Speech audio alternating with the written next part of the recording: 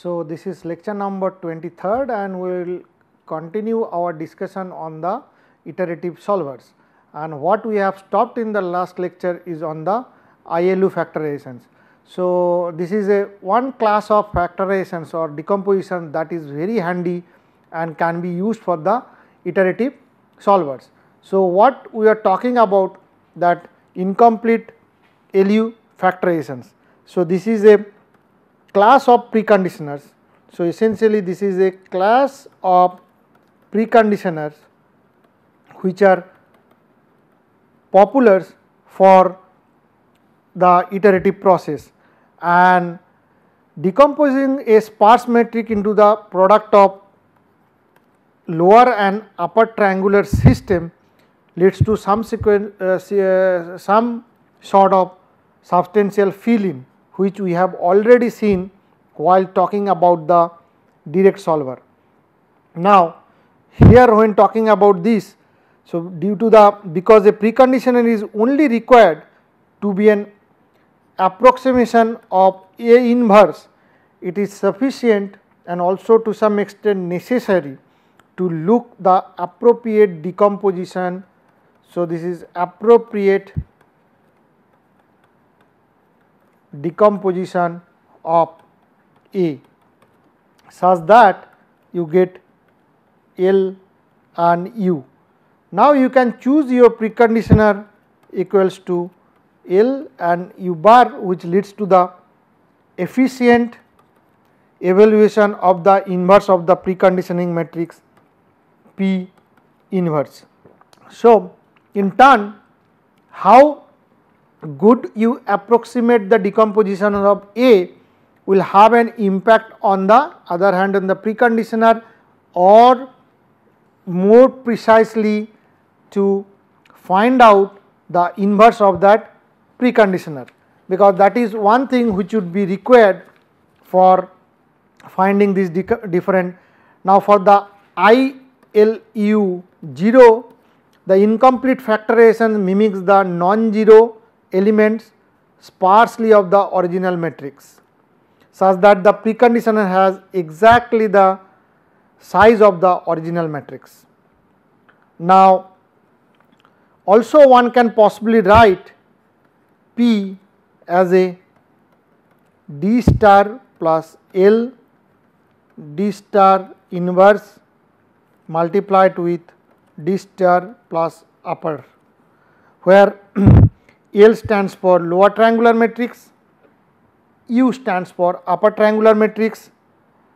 Now, D star here is proper diagonal matrix. So, which is also different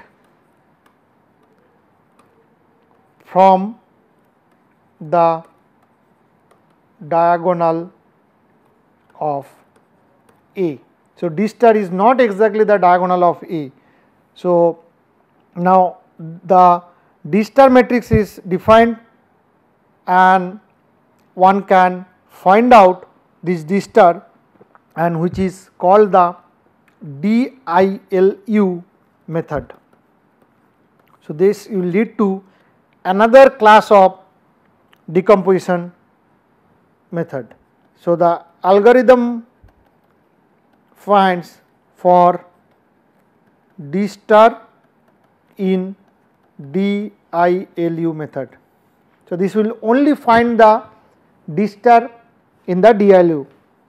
So, what you do, you start going from 1 to n and you do the following, where you get DII equals to AII and you close that. Then you move for the another loop where you move from 1 to n and then you do the following. For j goes from I plus 1 to n, and if Aij not equals to 0, Aji not equals to 0, then only you do the following. What is that?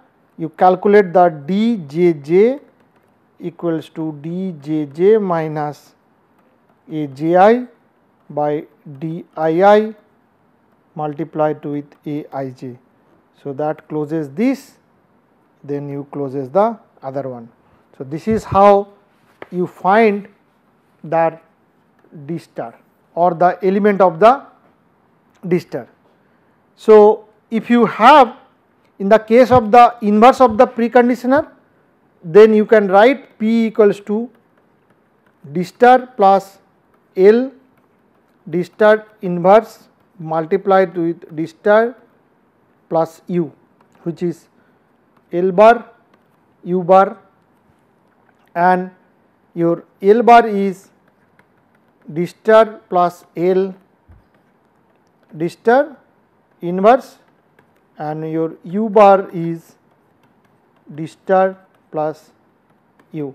So, you just write down the equivalency from this step to this step, or one can rewrite P equals to D star plus L identity matrix D star inverse U equals to L bar U bar, where L bar is D star plus L and U bar is I plus D star's inverse U. Now, where will they be needed? They are needed in this equation where P phi prime n plus 1 is r to the power n. So, that is the correction matrix where the correction field is obtained as P inverse r to the power n, and these corrections is used to update the. Now, once you get this, there will be other associated calculations. One is the forward and backward solution, in this DILU method. So, what could be the algorithm for that to find out the forward and backward solution in DILU method? So, you go by a loop 1 to n, and what you do the following: you go for another loop j1 to I minus 1, and then you calculate Ti, which is dii inverse Ri minus Lij multiplied with Tj. So, which will actually within this loop, and then closes this loop. Outside you move along with another one n to 1, and you do the following: for j equals to I plus 1 to n, you do phi I prime equals to Ti minus dii inverse Uij into Tj. Then you close this loop, and then finally you close this loop. So, if you look at the complete algorithm of DILU, there is an advantage apart from its recursive formulation. Only it requires the storage of one extra diagonal. Other than that, it does not need anything much compared to other version of the ILU factorization. Now, we will move to other class of system which will be helpful to calculate this kind of algebraic system, which are gradient based method or gradient methods for linear system or linear solution of the linear solver. So, this is another group of iterative process.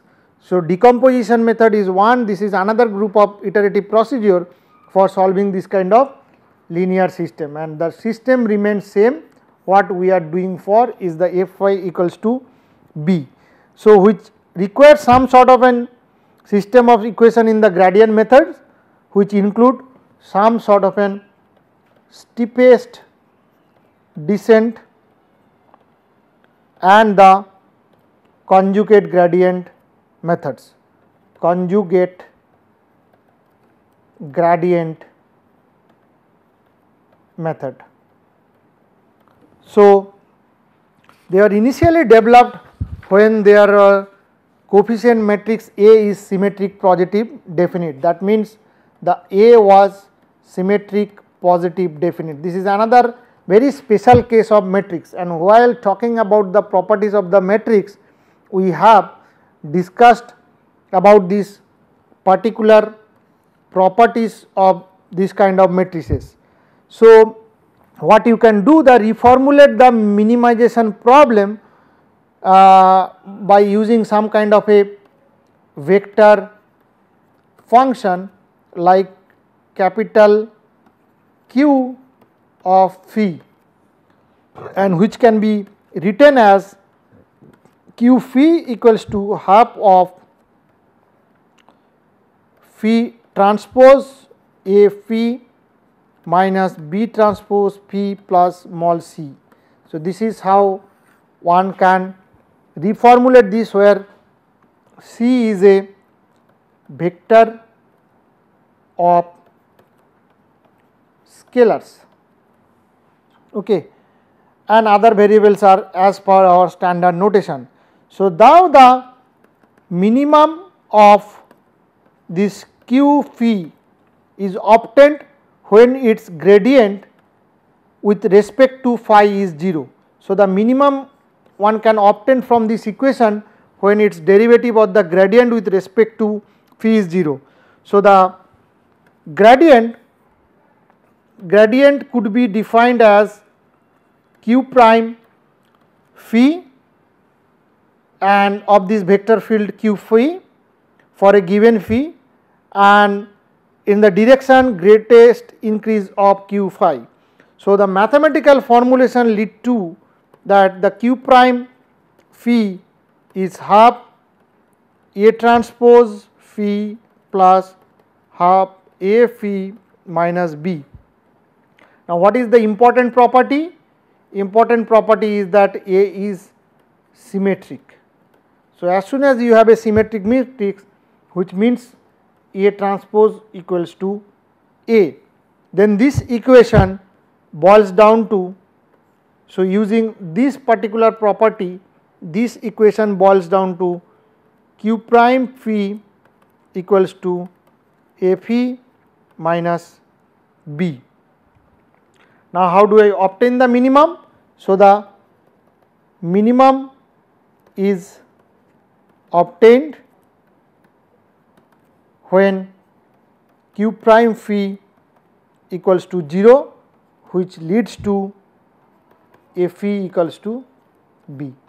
So, that is what you get back in the system. So, therefore, minimizing this Q phi is equivalent to solving this equation, and the solution of the minimization problem actually gives you the solution of the system of the linear system. So, that is the equivalency one can show.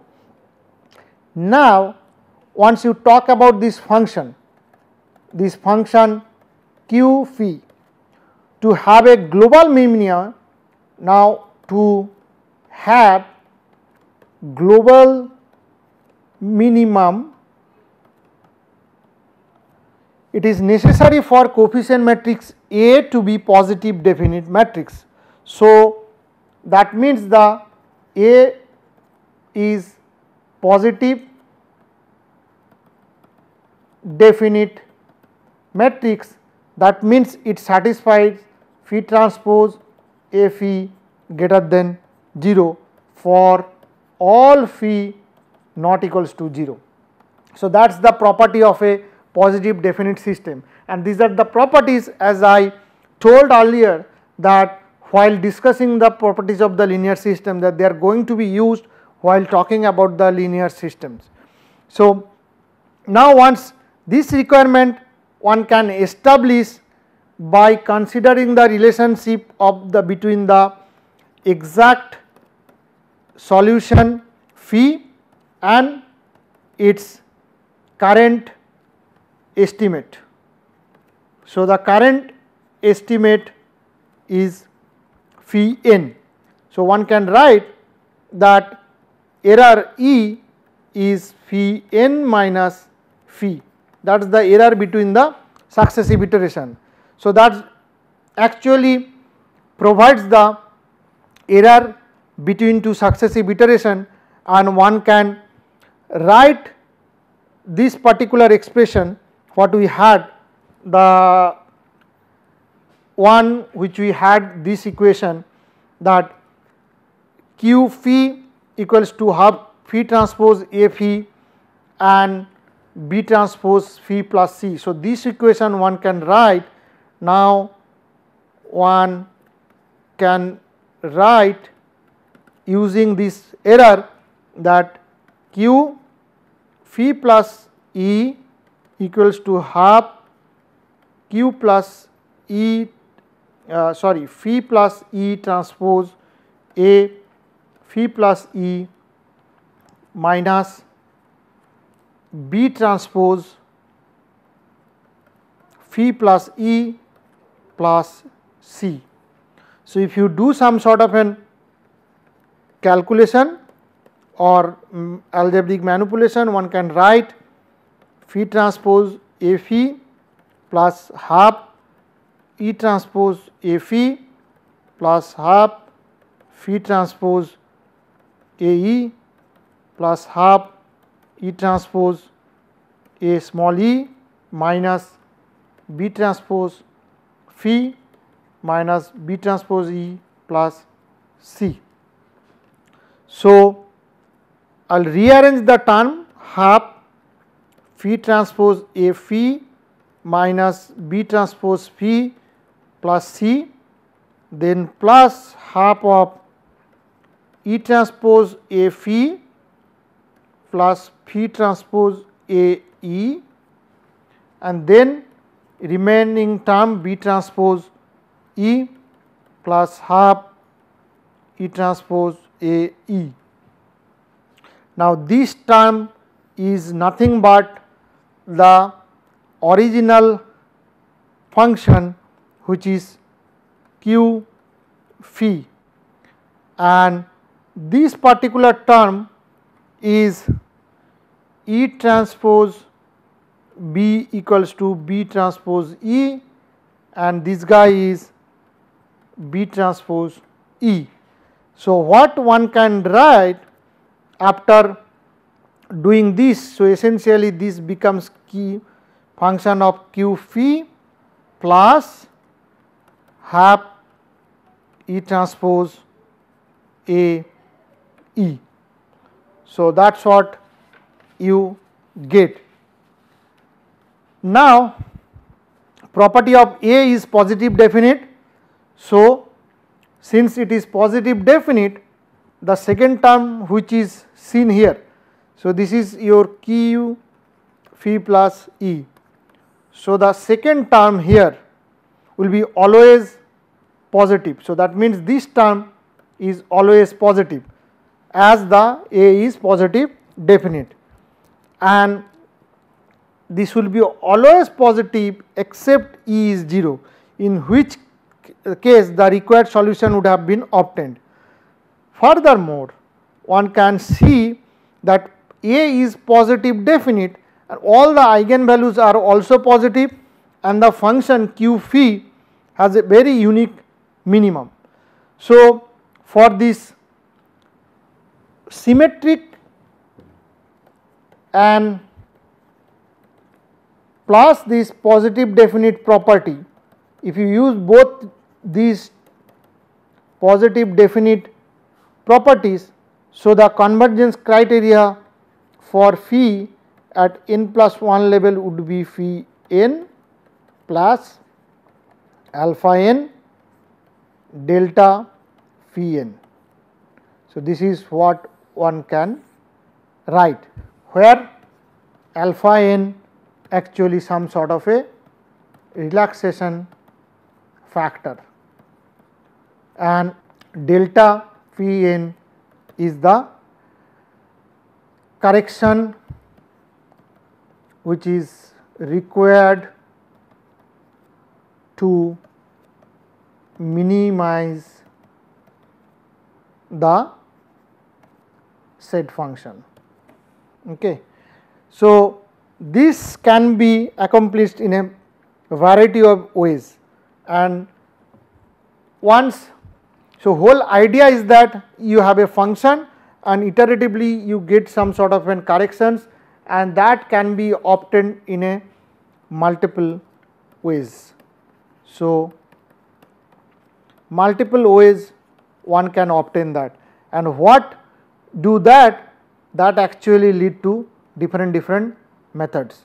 So, that leads to different class of methods. Okay. So, being said that, we will look at some such class of methods. One is the method of steepest descent. So, that is one. So, the method of steepest descent, so the linear system that we are looking for is a phi equals to b. So, the method of steepest descent for solving linear system of the equations of this nature is based on the minimizing the quadratic form, which is given by the expression of the q phi. So, it is a minimization of this form q phi which we have. So, where one can say phi is one dimensional vector of a given scalar phi, and q phi is represent some function. Okay. And to finding the minimum of this is some sort of an, one can think about it is a parabolic function. This to find out the minimum of this parabolic function iteratively, your starting point is phi 0, is that you go on doing this until you hit the minimum.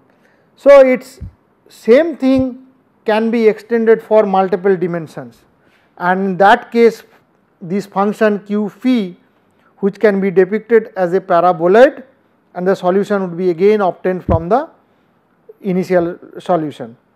Now according to this, the error function what we have obtained is that minus q prime phi is b minus a phi, that is the function. Now, the exact solution is going to be phi. So, the residual at the every step and the error. So, one can calculate error is phi n minus phi, and the residual at every step would be b minus a phi n, which is minus q prime phi n. So, that means R n is minus a equals to minus a e power n. So, now you can move from one iteration to the other iteration, and then you can write phi n plus 1 equals to phi n plus alpha n and R n. So, the value of alpha that minimizes that q phi, and one can write for minimum condition is that d d alpha n of q n plus 1, which would be 0. Now, that you can get that d d phi n plus 1 of q phi n plus 1 transpose d phi n plus 1 divided by d alpha n, which is 0. So, that gets you back r n plus 1 transpose r n equals to 0. So, that indicates that new step should be in the direction normal to the old step. Now, the value alpha n can be calculated from this, which would be now r n plus 1 transpose r n, which is 0. So, that means one can write b minus a phi n plus 1 transpose r n 0. So, that leads to b minus a phi n plus alpha n r n transpose r n equals to 0, then b minus a phi n, which will transpose r n 0, equals to alpha n a r n transpose r n. Now, you expand this one further, you get r n transpose r n is alpha n r n transpose a r n, which will get you back the alpha n equals to r n transpose r n divided by r n transpose a r n. So, that is how you get this factor. So, the algorithm could be looking like something which one can summarize as like first you calculate, so that will take you to the algo. So, first you calculate r 0, which is b minus a phi 0. So, that means you are choosing the residual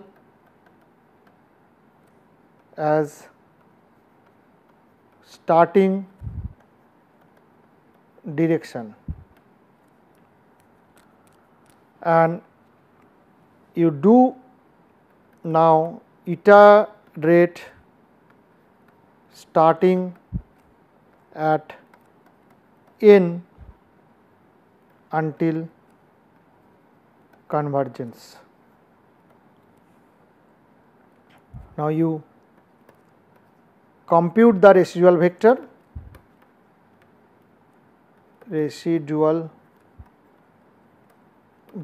which is like r n equals to b minus a phi n. Then you compute the factor in the orthogonal direction. So, that if you do alpha n equals to R n transpose R n divided by R n transpose A R n, and then update the new phi as phi n plus 1 equals to phi n plus alpha n R n. So, this is how the algorithm work. Now, you can see that there you can one of them, while doing this performance, there are some matrix and vectors which are calculated. So, one of them can be eliminated by multiplying both sides by negative of A and B to get phi n plus 1 equals to phi n plus alpha n R n, which is B minus a phi n plus 1, and B minus a phi n plus alpha n R n. So, that is get you R n plus 1 equals to R n minus alpha n A R n.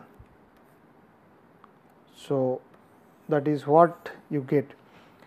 Now, the equation for this R n in step 1 is needed only to calculate essentially R 0. With this formulation, there will be no need to compute A phi n. So, this is no need to compute in this formulation, as it is some sort of replaced by A at n. So, that is why no one, I mean, you do not have to, or you do not need to calculate this particular term directly, as it is replaced.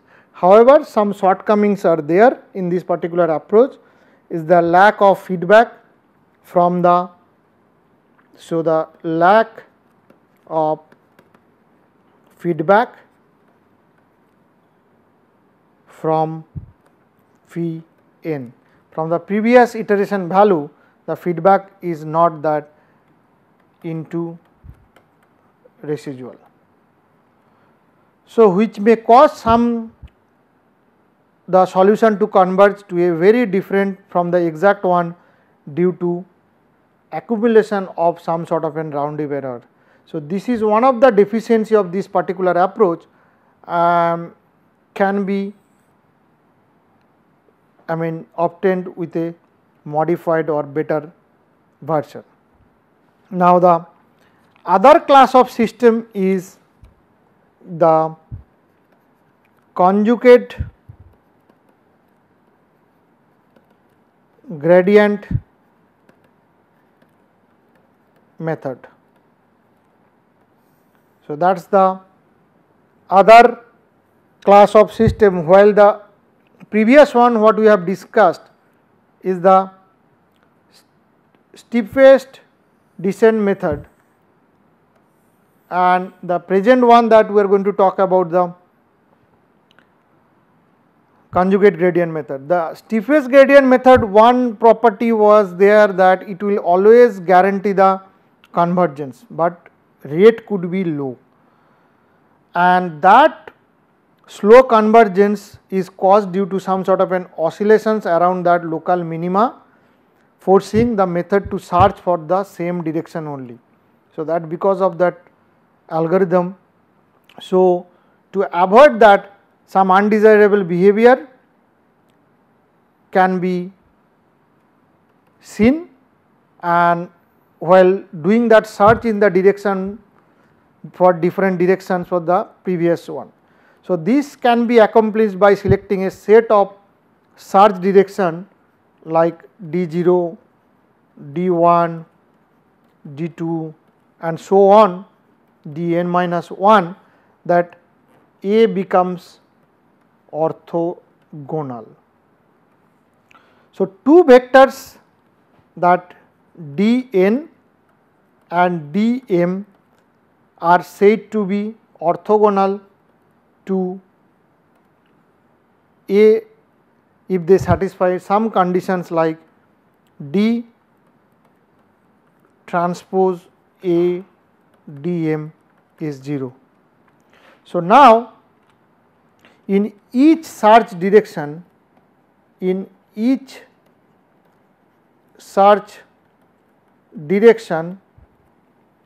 right step size is taken and the solution would be found after n steps, and n plus 1 step can be written as phi n plus 1 equals to phi n plus alpha n dn. Now, you subtract this one from this one phi from both the sides, you get the error, and the error at n plus 1 level is, so you subtract the phi from both the sides, it gets E n plus alpha n dn. Now, you put these things together for the residual vector. So, that will get you minus A E n plus 1, which is nothing but A E n plus alpha n dn. That will let you R n minus alpha n A d n. So, that is what you get, and in this case it shows that the new residual at the n plus 1 iteration level is just a linear combination of the previous residual and this guy A d to the power n. So, now one has to establish another condition, is that this error function E n plus 1, this has to be also A orthogonal. This also needs to be required. Now, this new condition is also some sort of an equivalent condition to find out the minimum point along the search direction of Dn.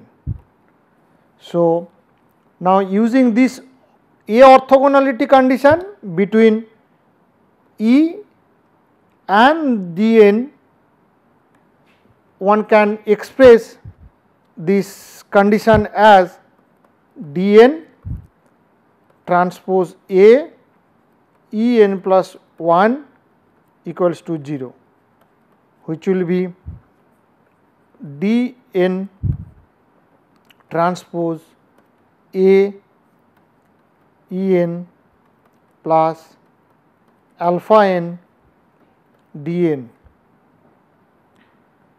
Now, which is essentially going to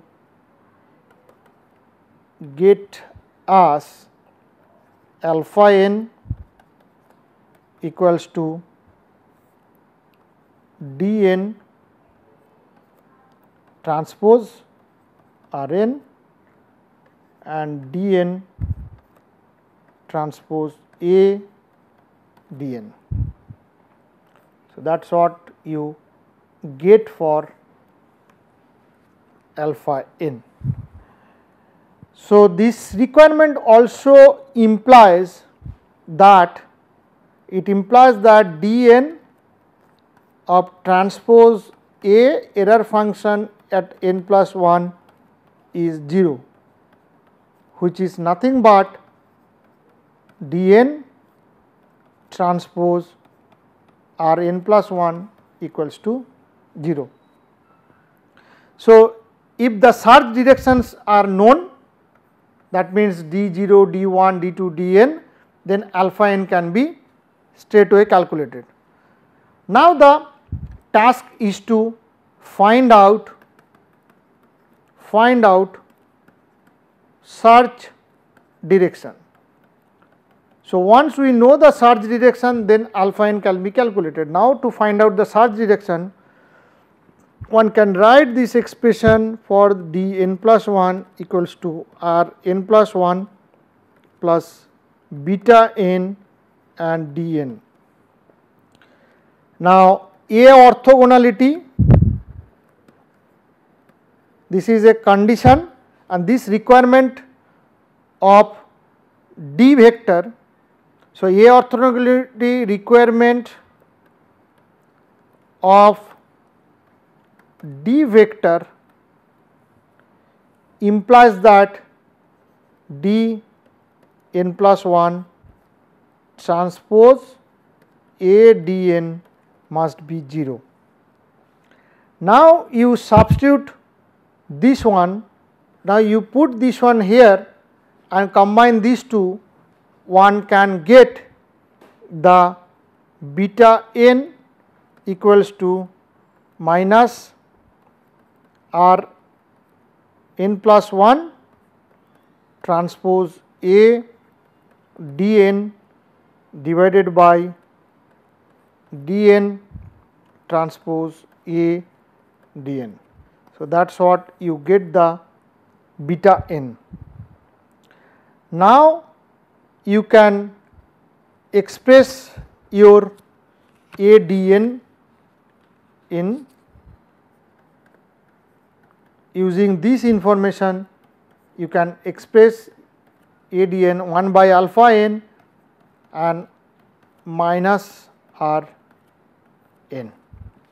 So, you get this. Now, you combined all this expression for alpha n, dn, adn and all these things together, you get the expression for beta n, which would be now R n plus 1 transpose R n plus 1 minus R n divided by dn transpose R n, which is writing like R n plus 1 transpose R n plus 1 minus R n plus 1 transpose R n and dn transpose R n, and this guy is essentially 0. So, this boils down to R n plus 1 transpose R n plus 1 divided by dn transpose R n. That is what one get for beta. Now, the denominator which is sitting here in the expression of beta, it can be further extended or it can be further expressed like dn transpose Rn, which is equivalent to Rn plus beta n minus 1 dn minus 1 transpose Rn. So, that is Rn transpose Rn plus beta n minus 1 dn minus 1 transpose Rn. This component is or equals to 0. So, this guy becomes R n transpose R n. So, one can rewrite beta n equals to, you can see R n plus 1 transpose R n plus 1 by R n transpose R n. So, that is a nice expression based on the residual vector, one can find out the beta. So, if you find out the beta in that way, then you can put, now if someone has to look at the algorithm for CG, conjugate gradient algo, so that would become, now you first choose the residual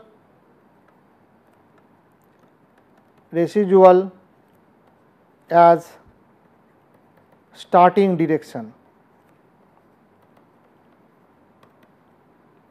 like d naught equals to r naught equals to b minus a phi naught, and you iterate starting at n unless or until convergence.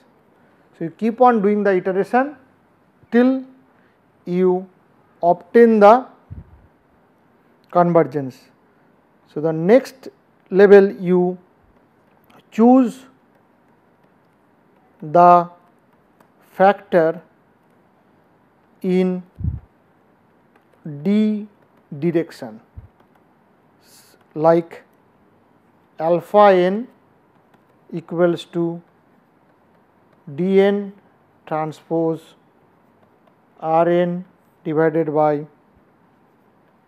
d n transpose a d n. So, this is the way you choose the factor in d direction. Then you obtain new phi such that phi n plus 1 equals to phi n plus alpha n d n. Now, after obtaining the phi, we need to cross check for the residual. So, you can calculate new residual like r n plus 1 equals to r n minus alpha n a d n. That is how you calculate the new residual using the new value of the variable phi, and then one has to calculate the coefficient to conjugate residual. How?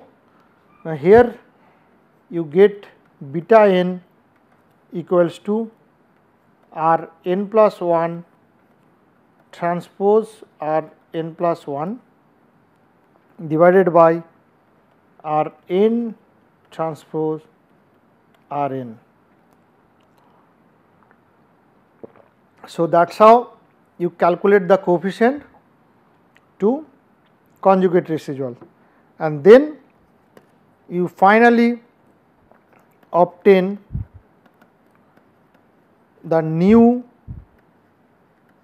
conjugated search direction like d n plus 1 equals to r n plus 1 plus beta n d n. So, this is how you obtain the calculations. So, the one important thing is that also in this particular case, or rather this class of methods, if you use preconditioner, then it can actually improves the convergence rate, improve the convergence rate. So, that is where one can see the utility or applicability of the preconditioner is also very handy in the CG algorithm. Now, if you have a preconditioner, and so you have a P is a preconditioner, and this is also positive symmetric definite matrix, and you multiplied the original equations by P prime, then the problem is that P inverse A is not necessarily, this is not necessarily symmetric. Even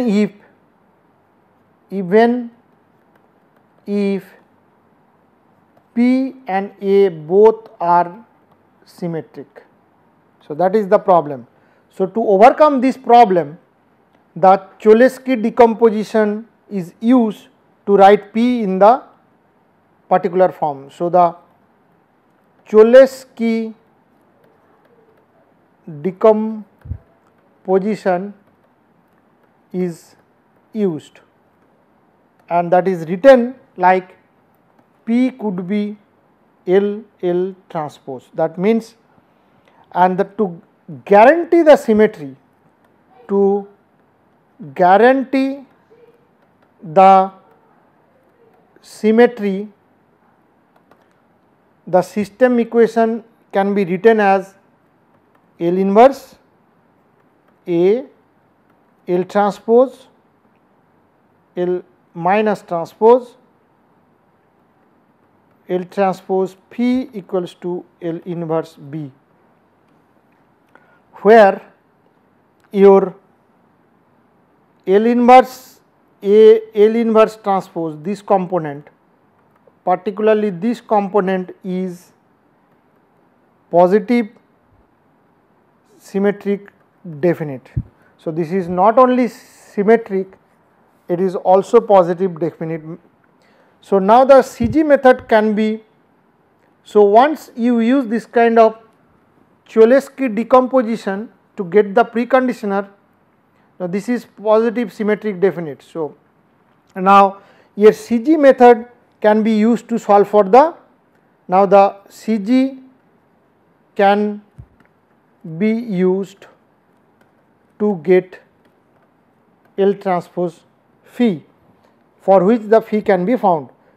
Now, for variable substitutions, L can be eliminated from the equations without disturbing the symmetry of or affecting the validity of the method. So, performing this kind of step and adopting the terminology used with the CG method, the various steps in the preconditioned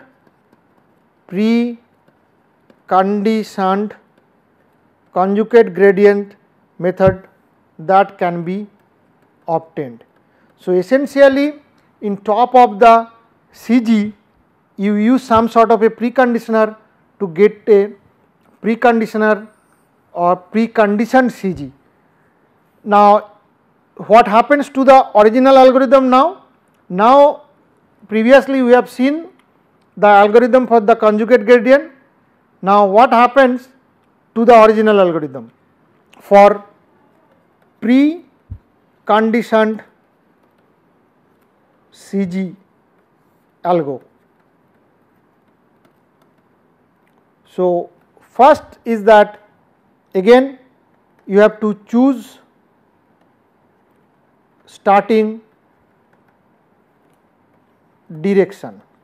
So, that is important. To get that, you calculate R naught B minus A phi naught. Now, you iterate starting at n until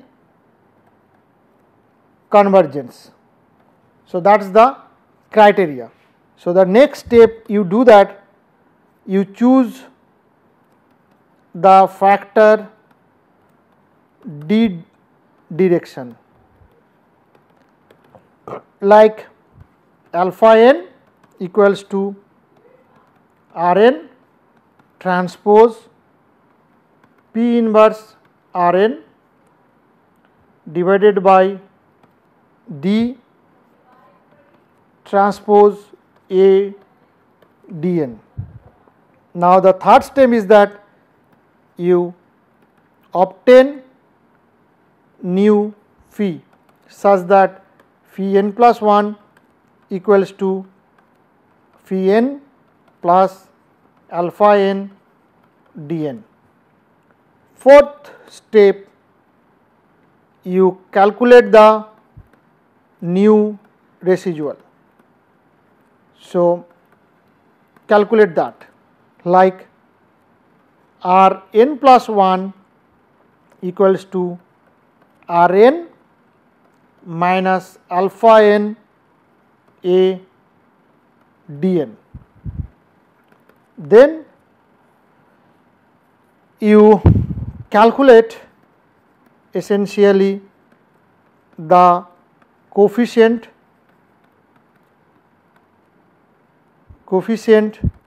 to conjugate residual,